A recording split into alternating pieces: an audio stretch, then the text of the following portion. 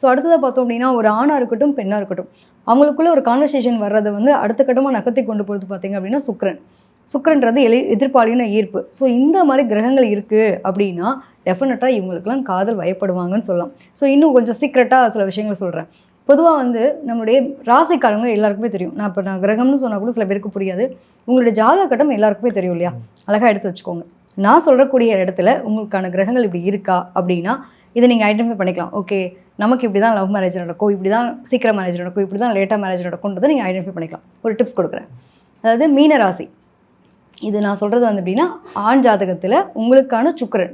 எப்பயுமே வந்து ஆணுக்கு வந்து பெண்ணை பார்க்கணும் அப்படின்னா நம்ம சுக்கிரனை பார்ப்போம், பெண்ணுக்கு வந்து செவ்வாய் பார்ப்போம். செவ்வாய் தான் கணவர், சரியா?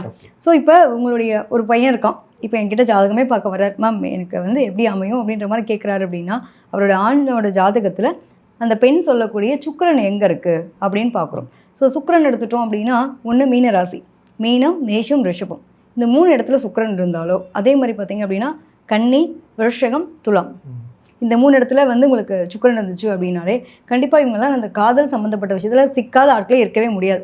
இந்த ராசிக்காரங்க கம்ஃபர்டபுள் ஏதோ ஒரு இடத்துல போய் லாக் ஆவாங்க அப்படின்னு சொல்லிக்கலாம்.